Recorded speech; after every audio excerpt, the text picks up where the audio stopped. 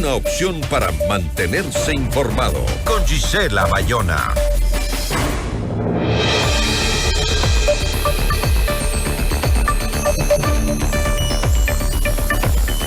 Son 11 las preguntas que propone el presidente Daniel Noboa como parte de una consulta popular a la ciudadanía y que ya las envió a la Corte Constitucional la tarde del 2 de enero de 2024. Estas se refieren a temas de seguridad principalmente y plantea reformas al Código Orgánico Integral Penal, a la Ley de Movilidad Humana y a la Ley de Extinción de Dominio. Algunos consideran que el contenido de la consulta es apropiado, otros les parece que es un poco vacía la consulta. ¿Qué opina usted? Lo conversamos. La entrevista a la carta, en diálogo directo con los protagonistas de los hechos. Está con nosotros Cristian Carpio, él es consultor de riesgo político y docente universitario. ¿Cómo está, doctor? Buenas tardes, gracias por estar con nosotros. Buenas tardes, qué gusto saludarle a usted y a toda su audiencia. Espéreme un momentito porque parece que tenemos un problema con la conexión de su micrófono. A ver si lo logramos. Mientras tanto le voy haciendo la primera pregunta, ¿le parece? Mientras usted nos puede saludar porque tenemos un problema con la conexión de su micrófono. Pese a que está aquí en vivo. Pero bueno, el gobierno ha logrado ya mantener una muy buena relación con la Asamblea en este primer mes de gestión, manteniendo esta, digamos, de la que se ha hablado mucho, gobernabilidad que perdió el gobierno anterior. Además, el presidente aún cuenta con una buena popularidad al día de hoy frente a la ciudadanía. ¿Esto podría entenderse como que es un momento para llamar justo a una consulta popular? Bueno, creo que el objetivo principal de esta consulta popular es electoral y político. Creo que evidentemente hay temas que se topan dentro de la consulta que no necesariamente son reformas institucionales o cambios importantes. Me parece que políticamente hablando es un buen time. Ya. ¿Por qué? Porque la intención del gobierno principalmente es reelegirse. Para reelegirse ya han pasado estos 3 meses de luna de miel. Usted bien lo mencionaba, estos procesos de gobernabilidad que ha logrado con la Asamblea Nacional. Pero efectivamente ya la ciudadanía demanda temas específicos en seguridad. Hay muchos cuestionamientos del Plan Fénix y esta es la primera respuesta política que el gobierno le envía.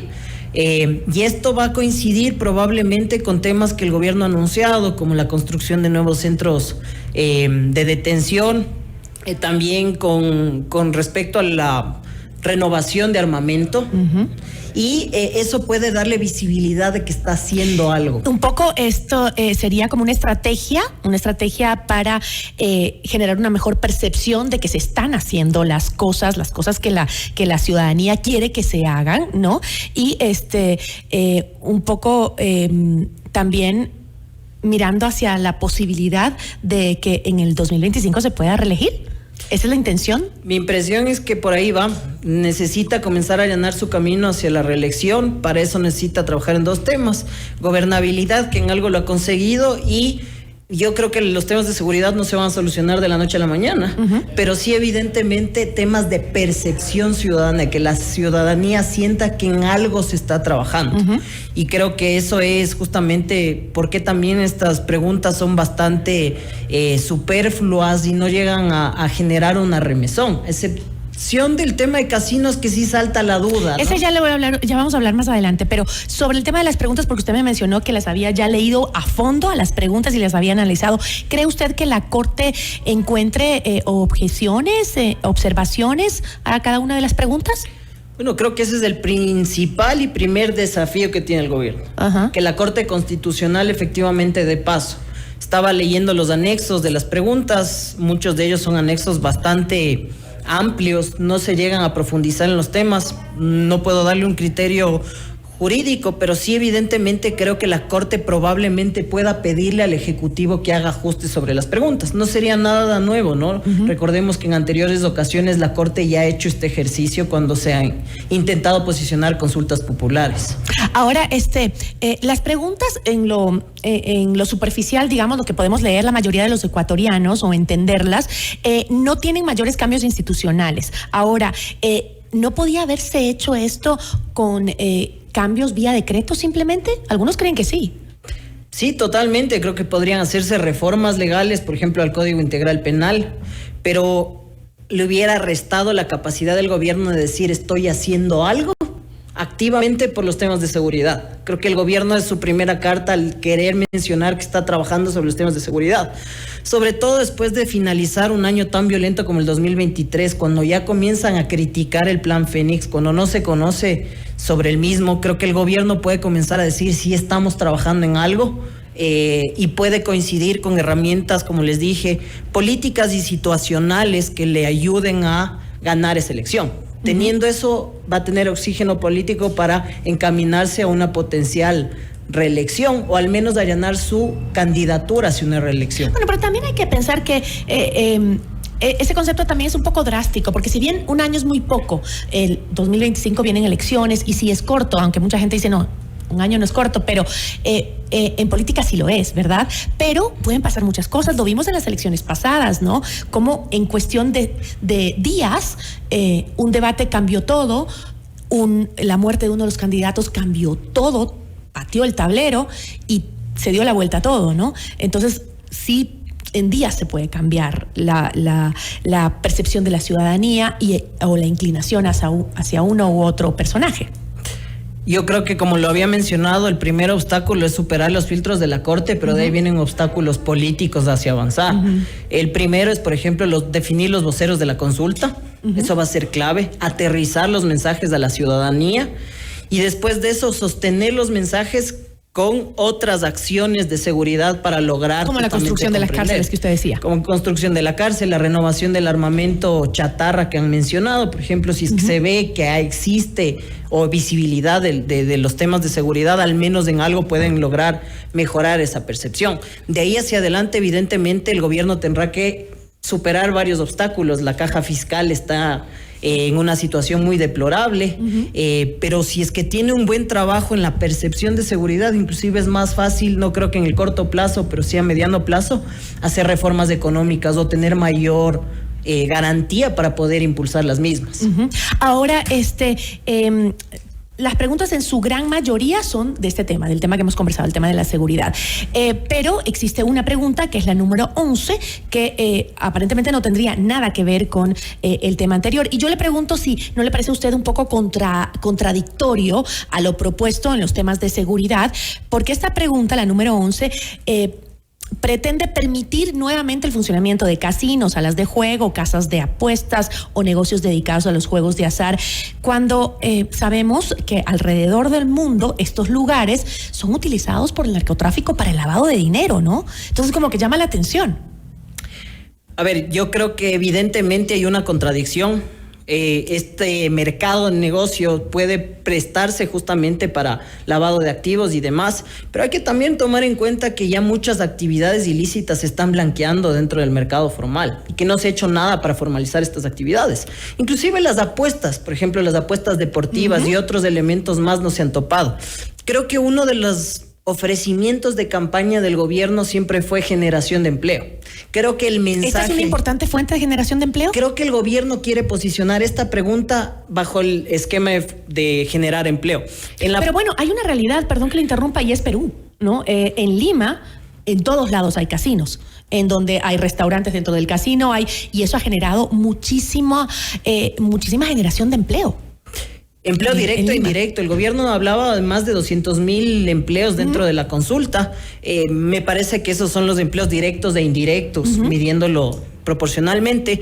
Pero también veamos que los países que tienen lucha contra el narcotráfico también tienen casinos. Colombia es la otra de de los países que podemos verlo. Creo que el gobierno quiere en el corto plazo comenzar a decir si estamos generando empleo formal y hemos reactivado a otros sectores de la economía. Con el riesgo que esto implica. Con el riesgo, en un momento tan crítico para la seguridad. Con el riesgo que eso implica, pero también tomando en cuenta que la situación actual tampoco se ha mejorado en nada.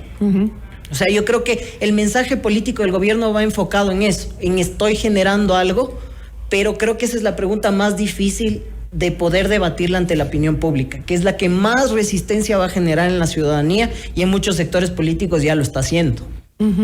Ahora, ¿no habría sido mejor, dicen algunos, que se pusiera esta apertura hacia los casinos o juegos de azar simplemente en hoteles 5 estrellas, como también lo hay en otros países? Es decir, no indiscriminadamente, porque eso también afecta a la salud de los ecuatorianos. Estamos hablando de que hay una fuerte tendencia, y esa fue la razón por que el gobierno de Rafael Correa pues había eliminado este tipo de negocios por la cantidad de personas que son adictas al juego, que es la ludomanía, digamos. Bueno, yo creo que esa era la clave dentro de los anexos, el poder limitar este campo de acción para poder focalizar de mejor manera, que el gobierno ya no lo ha hecho, y tienes un problema social que puede generarse hacia adelante, pero hay que tomar en cuenta también y ser muy realistas. Mucho se critica de estas actividades, pero ya hay actividades clandestinas relacionadas a juegos y casinos. Veía reportajes de años anteriores cómo habían cerrado en muchos pueblos donde lo opera el narcotráfico, salas clandestinas de juego, y también había visto cómo, por ejemplo, las apuestas deportivas y otros, digamos, negocios similares no han tenido control. Entonces creo que eso también puede ayudar en cierta parte a formalizar, aunque no lo justifico evidentemente. Ay, claro, y incluso me ha hecho acuerdo de un caso que hubo hace como año y medio, que fue de una casa, un edificio en donde entraron a disparar, hubo una balacera, y justamente era un lugar clandestino de juegos de azar.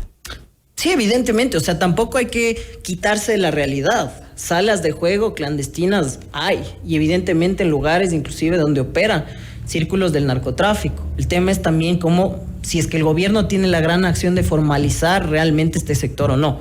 Mi impresión es que en los anexos sí se dejan por fuera muchas formas para poder limitar, como usted bien mencionaba, estos juegos y darle mayor formalidad y rigidez para evitar estos excesos. Y de cierta forma control también, ¿no? Que no lo tienes en el ámbito clandestino. Pero, por ejemplo, otro tema de la consulta que también escuchaba en redes sociales, sobre todo, decía, bueno, no tenemos plata, no tenemos dinero y vamos a gastar otra vez en una consulta. Sí, pero tomemos en cuenta que la consulta va a hacerse, porque la Asamblea Nacional ya aprobó una enmienda constitucional que era justamente para el tema del apoyo de las Fuerzas Armadas a la Policía Nacional, el rol que puede tener. Eso lo aprobó en diciembre, la consulta debía haberse sido llamado. Por eso es que creo que el gobierno aprovecha estas oportunidades políticas para enfrascar su consulta con un fin político electoral. Y creo que puede aprovechar ese tema de la consulta. Ahora, esto, desgraciadamente, en el Ecuador la mayoría de los temas son políticos, tienen un trasfondo político. Todos los gobiernos que han impulsado consultas populares desde el retorno a la democracia han tenido objetivos políticos. Y creo que evidentemente... Y la respuesta también es política de la ciudadanía. Porque le pasó a Guillermo Lasso en el gobierno anterior. Es más, hay preguntas que ya las hizo Guillermo Lasso y perdió.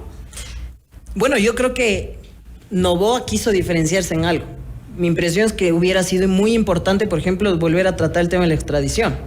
Pero creo que deja por fuera estas reformas más profundas para evitar justamente caer en esta coyuntura política más sesgada. Yo he visto que la mayoría de sectores políticos hasta el momento han criticado la forma, que sí tenía que hacerse a través de una reforma al COIP, que sí tenía que plantearse por reformas legales, pero no han criticado el fondo. Yo creo que ahora es más difícil que los grupos políticos cuestionen el fondo de los temas de seguridad, más aún cuando el caso Metástasis enlodó de cierta forma a grupos políticos, y cómo podrían presentarse a la ciudadanía para que 2 veces nuevamente digan no a los temas de seguridad. Entonces creo que eso también es una oportunidad política que el gobierno le está utilizando.